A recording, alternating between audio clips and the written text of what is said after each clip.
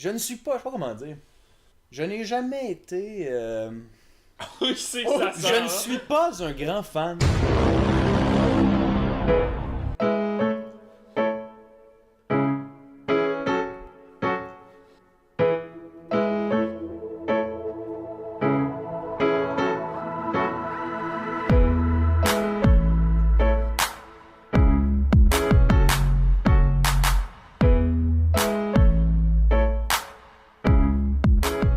Salut tout le monde, bienvenue à ce tout nouvel épisode de la Caravane Sportive. Je suis Charles Thomas et je suis en compagnie de...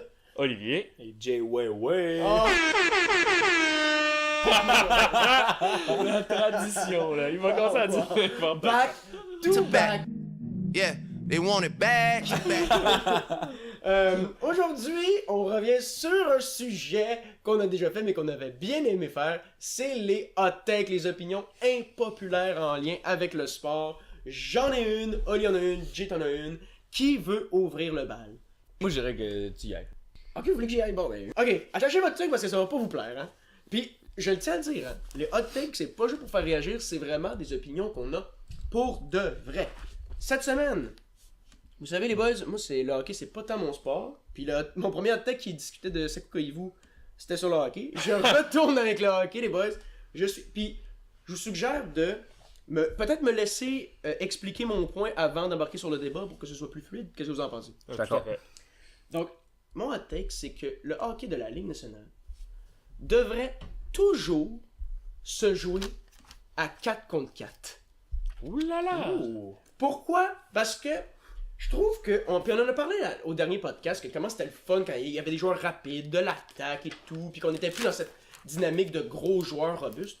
Je pense que du 4 contre 4, ça pourrait aller dans le sens de la vitesse puis de l'agilité de manière exponentielle, d'autant plus que je trouve que quand tu regardes un match, oui, il y a des beaux jeux, il y a des faits saillants, mais quand tu regardes un match complet, il y a quand même, ça stagne quand même souvent là, derrière le filet, ça bouge pas nécessairement beaucoup. Puis il y a souvent le cliché qui revient du « Ah, les joueurs sont trop gros, sont trop rapides pour une glace trop petite, on pourrait revenir à une glace de style olympique comme dans le temps. » Mais la réalité, c'est qu'ils vont jamais faire ça parce que ça coûte bien trop cher modifier les glaces et tout ça, tu perdrais des places. Donc un 4 contre 4, ça permettrait d'ouvrir le jeu quand même.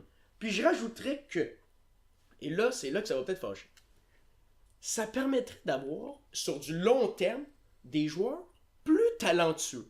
Parce que ce serait fini les joueurs de 3e, 4e trio, qui, entre guillemets, ça représente des points bonnies quand ils font des buts. Tu sais, on entend ça souvent. Ou des joueurs qu'on vante par leur nombre de minutes de punition. Il y en aurait plus. Parce qu'à 4 contre 4, un jeu ouvert, ça te prend des joueurs rapides, ça te prend des joueurs talentueux. Puis je pense que sur du très très très long terme, ça pourrait avoir des gros avantages sur le spectacle qu'offrirait la NHL.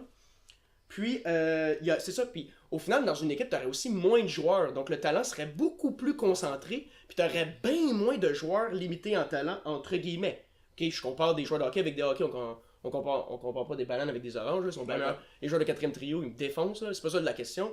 C'est vraiment si on les compare entre eux. Puis, quand tu regardes un match qui va en prolongation, Joe, on avait regardé un match plutôt cette saison chez toi. 3 contre 3, c'est tellement le fun, c'est tellement divertissant, il se passe plein de choses. Du coup, dans un 4 contre 4, à chaque fois qu'il y a une pénalité, on se retrouvera à 4 contre 3. S'il y a 2 pénalités, on se retrouvera dans du 3 contre 3. Ce serait super intéressant d'après moi. Puis, dernier point. On en voit encore beaucoup cette saison. Des joueurs qui se font frapper à la tête sur des contacts qui sont parfois presque accidentels. Où le joueur patine à toute vitesse tête basse. Les deux gars arrivent comme des trains. Commotion cérébrale, ça arrive souvent. Plus d'espace dans un match 4 contre 4, je pense qu'on pourrait... Et là, écoute, j'ai pas de preuves pour appuyer ça, mais j'ai l'impression qu'on pourrait vraiment éviter le nombre de blessures, étant donné qu'on aurait plus d'espace sur la glace. Allez, je commence, tu commences? Vas-y. Ok, je commence. Mais, je tiens à dire que c'est un bon point, ok? Puis honnêtement, moi je suis pour, mais je suis contre aussi en même temps, ok? Fait que je vais commencer, pourquoi est-ce que je suis pour? Premièrement, je suis quand même un défenseur des patinoires olympiques. Moi, je suis un fan des Olympiques, vous me connaissez. Je suis un fan du hockey aux Olympiques, parce que c'est des bons joueurs, mais aussi parce que j'aime la grandeur de la patinoire. Par contre, ça c'est des points que je suis d'accord avec toi, parce que c'est vrai que, en plus avec la Ligue nationale, je l'ai dit combien de fois au dernier podcast, j'étais fatiguant. La Ligue nationale est tellement rendue rapide, c'est rapide. Fait que je pense que ça serait bon pour le spectacle, ça je suis d'accord. Par contre, je suis pas d'accord avec toi parce que pour les puristes du hockey, toutes les stratégies, là, toutes les stratégies, les styles, les sorties de zone, les entrées de zone, tout est analysé à la loupe. C'est tout des jeux qui sont faits pour être joués à 5 contre 5. Fait que ça marcherait pas. Ben, ça marcherait pas. On s'entend, ça serait tout différent, mais il y aurait tellement une grosse adaptation pour les puristes du sport. En plus, là où je suis pas d'accord avec toi, c'est qu'en overtime, oui, c'est vraiment un bon jeu. C'est vraiment... t'écoutes ça, on s'entend, là, c'est vraiment excitant, il y a tout le temps de l'action. Par contre, ça dure 5 minutes. On s'entend, là, les joueurs pourraient jamais jouer une game complète à 3 contre 3. Ils seraient brûlés. Même s'il y a des changements, c'est le jour et la nuit à 3 contre 3. Puis même à 4 contre 4, je pense que ça serait la même chose. Le cardio des joueurs pourrait pas suivre. C'est beaucoup trop intense. Donc ça, je pense que ça marcherait pas. C'est ça. Moi, je pense que les patinoires olympiques, ça pourrait être une solution, mais comme tu dis, ça arrivera jamais, puis je suis d'accord avec toi, parce que toutes les arénas de la Ligue nationale sont construites pour faire de l'argent avec des patinoires de grandeur nord-américaine. Donc c'est ça. Est-ce que tu veux rétorquer tout de suite? Ouais, ben, je vais rétorquer. Rétorque, puis après ça, je vais y aller. Le cardio, je suis pas convaincu dans le sens où... Crime, c'est quand même des athlètes, là, dans le sens où, oui, ça serait difficile, mais... Le sport, c'est pas fait pour être facile. Je sais pas si tu me comprends comme... Ouais, non, je comprends. Mais le deuxième point, moi, que je trouve, c'est la période, le truc des puristes. Je suis pas mal sûr que ça a dérangé les puristes quand la NBA a introduit la ligne de 3 points. Mais est-ce qu'aujourd'hui, on pense que la ligne de 3 points, c'est quelque chose de négatif dans la NBA? Le match tourne autour de ça. Est-ce qu'il y a des puristes qui étaient fâchés qu'on a introduit au basket encore les 24 secondes pour tirer? Probablement, mais aujourd'hui, c'est un must. Fait que moi, je pense qu'on pourrait faire le changement. Puis oui, les puristes sur le coup, puis même pas les puristes, même les gens qui diraient « Oh, c'est un drôle d'adaptation à faire », mais sur le long terme, je pense que ça aurait beaucoup de points. Ouais, mais l'histoire du cardio, ce que je veux dire, c'est pas que les joueurs sont pas capables de le faire. Ils vont être capables, sauf que ça sera pas comme tu penses. Mais je pense que ça sera pas comme tu l'imagines, c'est ça. Ça sera pas comme la qualité qu'on a en overtime en ce moment, mettons. Ça va surtout être, tu sais, quand il y a des pénalités de chaque bord, puis ça joue à 4 contre 4, c'est sûr, c'est un petit peu plus excitant, parce que là, les joueurs, ils savent, ils en profitent, ils amènent des joueurs de vitesse, tout. Mais... je pense que si c'était seulement du 4 contre 4, un moment donné, les joueurs, en fin de période, ils seraient fatigués. Ça serait du niaisage derrière le filet. Le défenseur prendrait son temps dans sa zone. Les joueurs se reposeraient un petit peu. Ça serait pas comme... ça serait pas comme on l'imagine. Ouais. Il y aurait beaucoup de perte de temps pour reprendre un souffle, les joueurs. Exact, parce que niveau cardio, c'est sûr ça pourrait les affecter, mais le plus gros problème, je pense, c'est que si on prend l'exemple du powerplay, ben pas du powerplay, la prolongation à 3 contre 3, ils ont tellement moins d'occasions de changer vu qu'ils sont moins sur la glace. C'est que leur chiffre va s'étirer, mais la fin de leur chiffre, ça va être plate. Souvent, là, tu vas le voir, là, ils sont genre au bout. Mettons, l'attaquant, là, il a pas eu le temps d'échanger, puis les dés sont allés. Fait que là, il est genre en haut, il surveille la pointe, mais il bouge plus vraiment parce qu'il n'y a plus d'énergie. Fait que, tu sais, si, mettons, 10% de la game, c'est ça tombe à beaucoup plus de temps que si c'est juste 10% de 5 minutes, parce qu'une game, c'est bien plus long. Fait que je pense que, oui, au début, ça va être excitant, puis tout, mais vers la fin des périodes, parce qu'à chaque début de période, ils vont l'avoir, l'énergie, là, parce que c'est des athlètes, comme on dit, mais je pense vraiment que ça va l'affecter, le spectacle, dans le sens qu'ils seront plus aussi explosifs, puis ils seront plus aussi... Mais c'est sûr qu'à force que si ça devienne même la NHL, les athlètes vont être entraînés en conséquence de faire ça, mais pour l'instant, en tout cas, le changement, il serait pas aussi... intéressant, je pense. C'est un vraiment bon point que tu amènes, parce que c'est vrai que, en plus, quand le jeu est plus ouvert, les joueurs ont moins tendance à les changer, parce que, mettons, il arrive un tir, le goaler fait un arrêt, relance le jeu, c'est ça, relance rapide en attaque, puis les joueurs vont pas changer parce que les voient qu'il y a une opportunité, mettons, d'un 2 contre 1 ou un 3 contre 1. Fait que ça, c'est, comme tu dis, ça c'est vraiment... Reste souvent en overtime, combien de fois on le voit, des joueurs qui font des chiffres de 2 minutes, des affaires même, ça on l'a vu souvent, Radulov l'année passée, puis ça nous a coûté des buts en prolongation. Ouais. Il tirait son chiffre pour aller faire une dernière montée à l'attaque, puis il était pogné 1 minute dans la zone, puis il bougeait pas, puis... Mais moi, mes points que j'ai, moi, c'est vraiment niveau technique. Ok, vas-y. Je pense vraiment que, premièrement, ça passerait pas au conseil des joueurs parce qu'il y en a beaucoup qui perdraient leur emploi. Parce que, tu sais, on s'entend, là, c'est vraiment, genre, pour que la NHL, je pense pas qu'ils peuvent faire ça juste du jour au lendemain. Là, vraiment, l'association des joueurs aurait, genre, son mot à dire. Puis, je suis pas mal sûr qu'enlever ce serait pas un poste, là, ce serait carrément... ça serait comme... 4-5 postes par team, là, au moins. Là. Ouais, t'as raison. Fait que, même plus, peut-être. Fait que je pense que probablement, ça passerait pas. Puis, deuxièmement, je m'en rappelle plus ce que je voulais dire, mais. déjà, ça, c'est quand même. Genre 150 joueurs. D'un point de vue emploi, ça ferait mal. Ouais. Le taux de chômage, genre. Ouais, c'est ça. Peut-être, ouais. Mais pour ce qui est du cardio, moi, je pense que justement, des joueurs fatigués, ça va justement ouvrir le jeu, puis ça va permettre tous les 2 contre 1, 3 contre 1 qu'on voit. Ouais, mais maintenant, puis je pense aussi que. Moi, ça, c'est très personnel. Mais je pense que si t'es tellement brûlé à faire l'action de jouer au hockey, ça va enlever du temps aux foutus mêlée qu'il y a derrière le filet que les joueurs qui ont comme 3-4 minutes de temps de jeu par game se sentent obligés de faire pour se faire remarquer, où ils shotent dans le plastron, mon gars, en rentrant dans les bleus. Puis après ça, ils se dépêchent de patiner puis de freiner dans la face du goaler, puis après ça fait une petite mêlée qui sert à rien. Si t'es fatigué, tu t'en vas direct au banc, man, ça Mais serait ça, bien moins en mieux. moins, là, tu Mais vois. ça, je suis d'avis que ces joueurs-là dans le 5 contre 4, ils seraient plus dans la ligue. Là. Ça serait juste des joueurs le premier, deuxième trio. Ça n'existerait plus les gars d'énergie. Parce que tu peux pas avoir être un gars d'énergie, aller frapper puis perdre ton temps à faire de l'échec perdre ton temps. Faire de l'échec avant soutenu quand après ça, faut que tu backcheck puis t'as peut-être pas le temps de changer en 30 secondes. Ouais. Fait que ça va vraiment faire du jeu. Ça va être plus offensif puis genre, c'est ça mon deuxième point, c'est que ça va vraiment. Je suis d'accord avec toi, ça va vraiment améliorer le divertissement. Mais comme. Tu sais, la Ligue nationale, ils sont pas genre oui, il faut qu'ils vendent des billets puis tout, mais je suis pas sûr qu'il faut qu'ils fassent juste tu sais, c'est pas juste faire du spectacle que ça soit des jeux spectaculaires. Tu sais, il y en a du monde qui ce qu'ils aiment, c'est pas voir un échappé ou faire un but. Tu sais, il y en a du monde qui est comme quand ils écoutent des games, ils aiment ça avoir des belles arrêts de goaler, puis ils aiment ça genre voir le jeu défensif là. Il veut pas que ça finisse tout le temps 7-6 non plus. Ouais. Puis en plus, non seulement ça, mais moi je pense que la Ligue nationale, ils ont un gros fanbase des gens qui aiment aussi le jeu physique. Puis si tu mets du 4 contre 4, t'élimines non seulement le jeu physique, mais je pense qu'il y aurait même plus de mise en échec, honnêtement. À 4 contre 4, ça serait de la relance, de la relance, de la relance, de la relance. Il n'y aurait plus de mise en échec. Fait que là, tu perdrais beaucoup de gens qui aiment le jeu physique. Puis c'est ça. Ouais, ça, j'avoue, c'est un bon point. Mais pour ce qui est de la question d'emploi, je pense, tu pourrais avoir autant de joueurs par équipe, mais juste avoir plus de lignes de 2 que de 4 trios. En ce moment, il y a 12 attaquants, ça fait 6 lignes de 2. 6 lignes de 2 là. Ça fait bien du monde. Puis ça, c'est si tu joues à un def, ça fait 6 lignes de def aussi. Ouais. 6 lignes, ça commence à être beaucoup, honnêtement. Les gars, ils jouent. Non, mais ce serait 12 attaquants, 2 def. Qu'est-ce que 12 attaquants, ça fait 6 lignes, c'est ça. Ouais, t'as raison. Dans ma tête, j'avais le 3 contre 3. 6 lignes d'attaque, 3 lignes de def, vraiment. Mais je pense que ça irait dans un élan que tu vois dans les autres sports. Parce que le basketball, tu regardes ça, ça a été prouvé que les gens, ce qu'ils voulaient voir, c'était de l'attaque. Fait qu'ils ils ont ajusté les règles et tout ça pour qu'il y ait plus d'attaque. Tu regardes la NFL, c'est ajusté pour qu'il y ait plus d'attaque. Il y a toujours plus. Ce que les gens veulent voir, c'est du jeu aérien, c'est des gros jeux. Les règles sont arrangées pour protéger notamment les corps arrière. Je pense que de faire ce changement-là, ça irait dans le même élan où les gens, ce qu'ils veulent voir, je suis persuadé qu'il y a plus de gens qui veulent voir des games avec des joueurs vedettes qui font des buts que des games qui finissent sur 0. Depuis les dernières années, la Ligue nationale est entièrement axée sur faire plus d'attaques. Ouais. Quand on était jeune, on écoutait le hockey, tu peux pas faire une passe au-dessus de 2 lignes. Les bombes, ça oui, n'existait pas. tu peux accrocher. Tu pouvais accrocher comme tu voulais. Maintenant, tu sais, la prolongation, ça a pris tout le temps du monde aussi, mettre ça à du 3 contre 3. La fusillade, ouais, pour qu'il n'y ait de nul, pour que ça soit du spectacle encore là. Les équipements de goaler, à chaque année, ils fondent comme les icebergs dans le nord et ça n'a aucun sens, là. Rest in peace au iceberg dans le nord du Canada. Parce que, honnêtement, c'est fou comment tout est axé vers l'attaque aussi. C'est sûr que passer à du Canada Montréal, ça serait le jump, là, ça serait une grosse affaire pour axer sur l'attaque, mais ils sont déjà vraiment... Ils font déjà ça. Les buts, là, avant, jamais tu allais voir une game 9-2 comme avant hier, là, les Buffalo qui ont fait contre les Sénateurs. Ça n'existait pas, ça, dans le temps, là. Fait que moi, je pense vraiment que la NHL sont déjà axés attaque.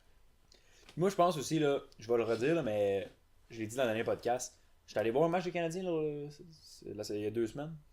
Puis, écoute, les joueurs du Canadien, ils sont, comme j'ai dit, ils étaient tellement rapides que le jeu, c'était complètement différent de si j'étais allé voir les Canadiens, il y a, mettons, 2 ans. Là. C'était déjà là, un changement immense. Là. L'équipe, il y avait des relances rapides.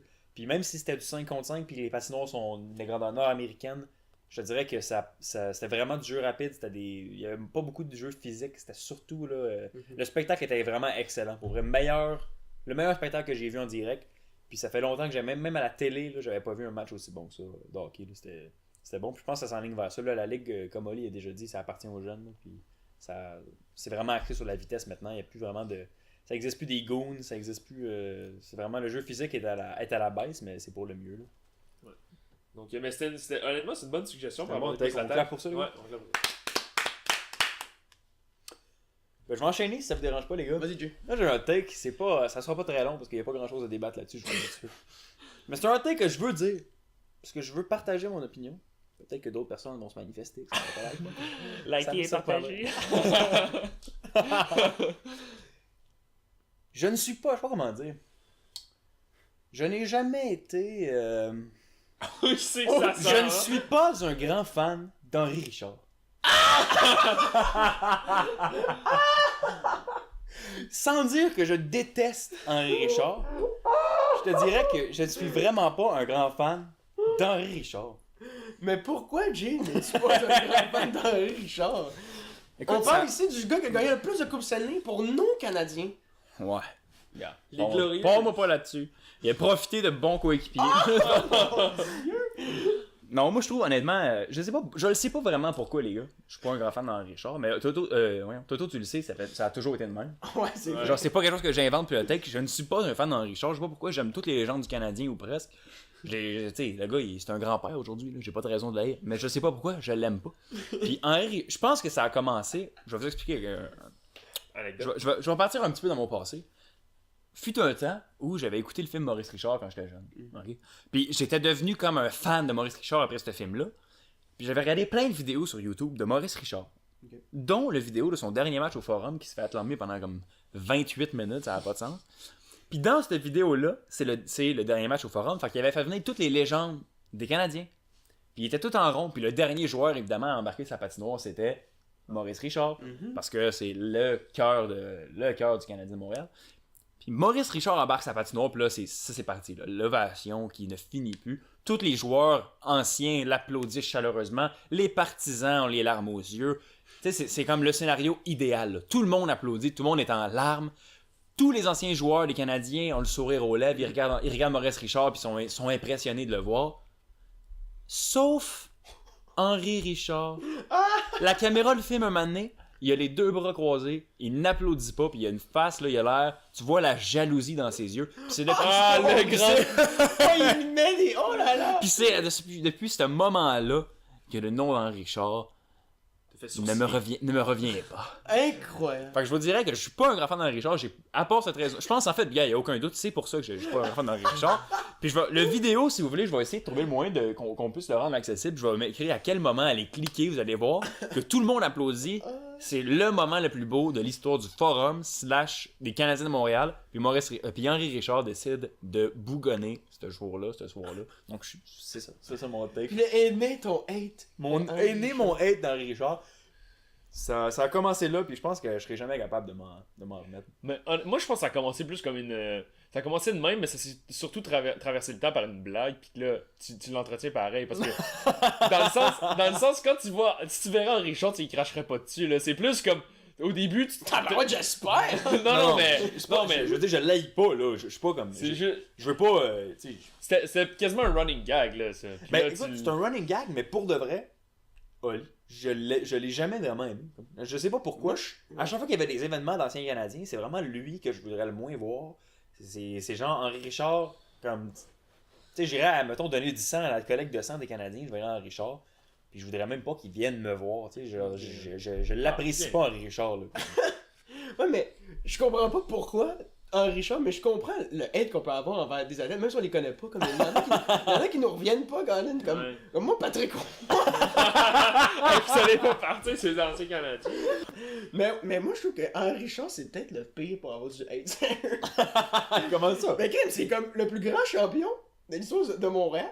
Puis en plus, c'est le king. Ok, mais il a gagné les Coupes Stanley, mais c'est pas tout grâce à lui. Là. Oh, c'est un king. Quand ils ont fait le film sur son frère, ils ont demandé veux-tu qu'on parle de toi dans le film? Puis il a dit non, faut absolument que ce soit juste sur mon frère, que ça discute. Je veux pas avoir les spotlights. Non. C'est un grand homme, là. Mais j'espère, esprit. Toi, Oli, t'avais dit un mot sur Henri Richard? Ah ben moi je suis vraiment indifférent. Mais moi je suis biaisé parce que mon père m'a toujours dit qu'Henri Richard c'était le king là. On a les deux extrêmes. Aïe. Crime. Ça c'est un. Fait que ça pour dire que je l'aime pas, Henri Richard. Ça c'est un excellent take. Hein. Parce que honnêtement au Québec tu dois être tout seul. Ah, je dois être un des seuls qui aime pas Henri Richard. Non mais en fait tout le monde qui a déjà vu la vidéo que je parle doit ne pas tenir Henri Richard dans son cœur. Honnêtement là. Je vais vous l'envoyer la vidéo, vous allez voir, vous allez la lire aussi. C'est excellent. Pas que je l'haïs, mais vous allez la lire. Oli, as-tu un take? J'ai un hot take, puis on va rester dans la sphère, dans le sport glacé du hockey. J'en ai parlé. Une triplette de gourets de salon. Une triplette de gourets de salon. J'en ai parlé un peu dernièrement dans les derniers podcasts. Je crois fermement, pas depuis le début de la saison, mais particulièrement là, que les Flames de Calgary peuvent être dans le corridor de la Ligue nationale à la fin de l'année. Qu'ils ont les effectifs dans l'équipe pour se rendre en finale de l'Ouest. En finale de l'Ouest? Non, dans le Corridors. Oula! En finale de l'Ouest. Ouais. Ben, je vais vous. Premièrement, j'en ai parlé dernièrement, le premier trio avec Lennon, Gaudreau puis Monahan, c'est tout feu, tout flamme, encore une fois dans la Ligue nationale. Ketchuk qui monte. Genre, j'en ai jamais parlé, je pense, mais je pense qu'il fait partie de mes 2 joueurs préférés de la Ligue nationale avec Mitch Marner. Donc, Ketchuk, que j'aime bien aussi. Ici. Ouais, tout à fait. Mais ils ont un bon groupe d'attaquants au point que James Nish joue sur le 3e trio. Ça en dit long quand même sur une équipe. Un has-been. Hein. Un has-been, exact. Qui s'est rendu en finale de la Coupe Stanley l'année passée. Ils ont un excellent duo défensif. Un quatuor défensif, si tu veux. Deux lignes excellentes avec Giordano, qui est présentement dans les très bons pointeurs des défenseurs. Puis Brody, qui est bon offensivement aussi. Avec Noah Hanifin, leur acquisition qu'ils ont fait cet été. Puis Amonic, je pense vraiment que c'est un excellent quatuor de défenseurs.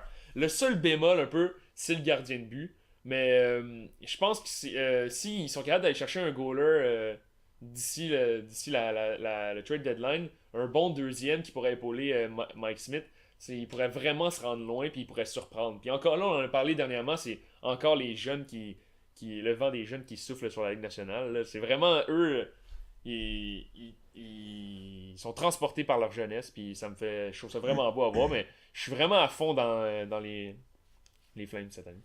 Ben moi, Ali, je suis pas d'accord avec toi. Ben, j'espère, t'es pas d'accord avec moi? C'est compliqué. Premièrement, Giordano, on va se calmer là. Giordano, monsieur, j'ai 37 ans, puis 15 points en 15 matchs. 15 points en 15 matchs. Je vais fait- finir C'est pas la 15 points en première- 82 c'est pas la première fois que Giordano il a des débuts de saison incroyables. Puis je ne crois pas une seconde à Giordano. Puis deuxièmement, ils seront pas en finale de l'Est. Parce que je vais te De l'Ouest, de l'Ouest, ouais, de excuse. Parce que je vais te dire c'est qui la finale de l'Ouest. Ah, Nice. Ça va être Nashville, Winnipeg. Puis je pense pas que Calgary va se rendre jusque-là. C'est une très bonne équipe, je te l'enlève pas, mais ils ont pas. Je trouve pas qu'ils ont assez de profondeur pour se rendre. Tu as commencé à parler des conférences, des divisions, puis des places en série. Mais moi, j'aime vraiment ça que tu rentres là-dedans parce que honnêtement, je pense qu'ils ont la division la plus facile de la Ligue nationale en ce moment. Parce que les équipes qui leur font concurrence en ce moment, c'est genre les Canucks de Vancouver, les Oilers d'Edmonton. Puis tu sais, on l'a vu l'année passée, là, les Sharks se sont rendus loin à cause qu'en première ronde, ils ont joué contre les Ducks qui n'étaient pas nécessairement forts. Puis après ça, les Golden Knights sont rendus loin parce qu'ils ont joué contre les Sharks. Fait que je pense vraiment que le fait qu'ils sont dans une division moins forte, premièrement, ça leur assure plus une place en série. Ben, assure. Encore là. D'après moi, ça les assure une place en série. D'après moi, ça leur assure une place en série, mais c'est pas assuré encore. Mais d'après moi, ça leur assure une place en série. Plus, s'ils finissent premier ou deuxième, ils vont vraiment avoir une première ronde facile. Particulièrement deuxième, ils vont vraiment avoir une ronde facile parce qu'ils joueront pas contre une équipe repêchée. Ils vont jouer contre leur même division. Puis ça risque d'être justement les Oilers ou bien peut-être les Sharks ou quelque chose comme ça. Mais si les Sharks finissent premier, puis mettons les Flames deuxième dans leur division, ils vont jouer probablement contre les Oilers, les Sharks ou Vegas. Puis je pense vraiment que c'est plus facile de jouer contre ces équipes-là que de jouer contre les Jets ou contre le Wild ou contre Nashville. Fait que je pense vraiment que déjà leur première ronde, ça sera un peu plus facile. Puis ensuite de ça, étant donné que la première ronde est plus facile, on l'a déjà vu, les équipes qui ont une première ronde plus facile sont plus reposées pour la deuxième. Puis si Nashville part à la guerre à la première série, puis ils arrivent en deuxième, puis ils ont déjà joué 7 matchs, puis les Flames en ont joué 4 ou 5, déjà ça facilite la tâche en deuxième ronde. Là encore là, c'est des suppositions là. Ils vont fond la caisse là. Mais moi je suis convaincu qu'ils ont leur place dans le corridor d'ici la fin de la saison. Ben moi j'aimerais bien ça qu'on garde le tape. Puis on ressorte ça rendu. Là, vous allez me niaiser dans les prochaines semaines parce qu'ils vont perdre 4-5 victoires. Ils vont avoir 4-5 défaites en ligne. Puis après ça, ils vont remonter comme mes Texans. Puis ils vont être en finale contre mes Saints. Moi, je pense que c'est un exemple parfait de. Un peu avec les Canadiens, qu'on a parlé la semaine passée.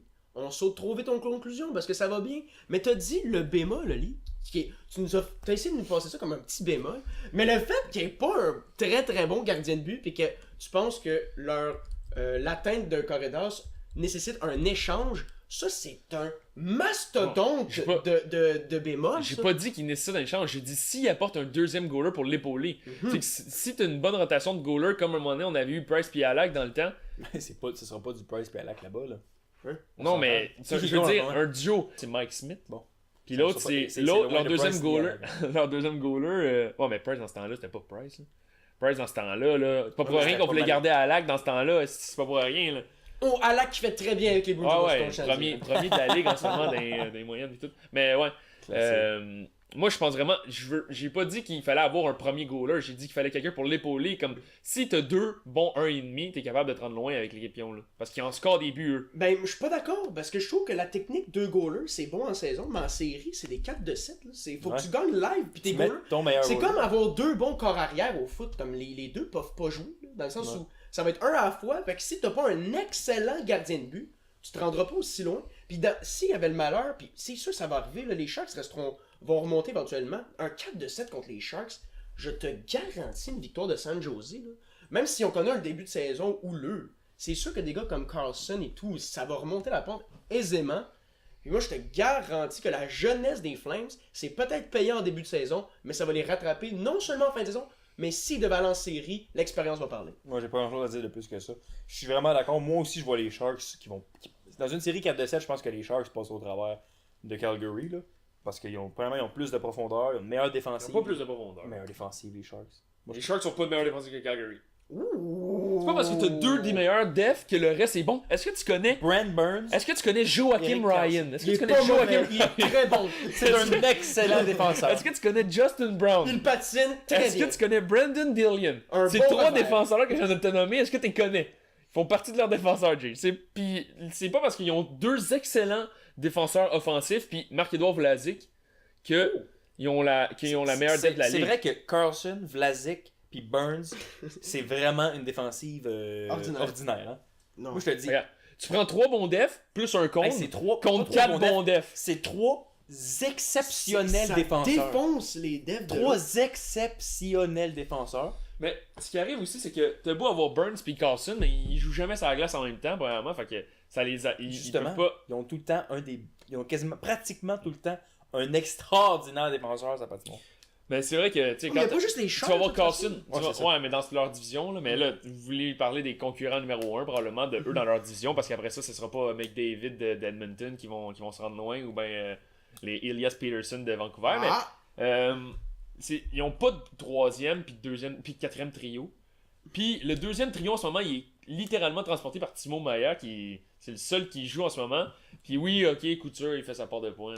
Oh, j'ai dans mon pool, il fait très bien la part de points. Hein. Mais c'est le début quand de la t'as saison, Evan là. C'est le Durkin sur début ton de la premier saison. trio, Allez, enflamme-toi pas pour faire de mauvais jeux de mots avec Flames. Mais Quel bon public. non, mais dans une Ouest qui est très compétitive, allez. Mais- Le début est jeune, un gardien ordinaire ou 2 gardiens ordinaires. 2 gardiens ordinaires égale pas un très bon gardien. Puis, si tu m'avais dit, ils vont faire les séries, là on parle. Mais le cœur est Faire les d'or. séries, c'est pas un Là, hot le take. ouais, on est d'accord. Faire une série, On c'est est pas un hot d'accord. take, c'est comme dire que la NHL, ils jouent au hockey. Ouais, mais c'est tu pas un le hot penses take. qu'ils vont les faire. Est-ce que des hot takes, on le pense vraiment? Je le pense, moi, qu'ils vont Fait aller dans le que, corridor. faire les séries, d'accord, mais aller en corridor, ça redéfinirait le monde de l'équipe Cendrillon. Et c'est bon, non? Ah oui, ça battrait Hey, pas Las Vegas. Vous avez vu Las Vegas l'année passée? 29e? Ouais. Ils sont rendus où? En finale de la Ligue. Ouais, mais Marc-André Fleury, c'était tout un gardien de but. Est-ce que vous connaissez même pas un def de Vegas l'année passée? Ah non? Ah non. Chez Théodore. Bref. Moi, je pense que je mettais le doigt dans l'œil. Ah, je te J'ai garantis. hâte, j'ai hâte On va qu'on en regarder parle, le tape. ça. On va On va regarder le tape. C'est pour ça qu'on trempe. Je chope. On a le tape, mais si. On va me Comme dire si on ça à avait chaque village. une armoire avec des tapes en version physique, genre. Pour les Mais moi, je pense honnêtement que c'est vraiment le fait que leur division soit pourrie que ça me donne autant confiance. Parce que s'ils étaient en même division que les Sharks puis les Prédateurs, pas les Sharks, excusez-moi, les Jets puis les Prédateurs, je serais probablement pas aussi confiant parce que c'est 2 des meilleures équipes de la ligue. Même si les Jets ont de la misère en début de saison, mais. Les Canadiens, on les écoute depuis quand? Les milieux des années 2000. Ils sont allés 3 fois en finale de l'Est puis ils ont jamais eu une grosse équipe. Oh. Seul Dieu le sait. Et le diable, sans doute. Donc sur ce, on avait des bons hot takes cette semaine. Le 4 contre 4 dans la Ligue nationale. Ouais. Henri Richard avec Jay. Et puis les Flames qui vont aller dans le corridor, c'est intéressant.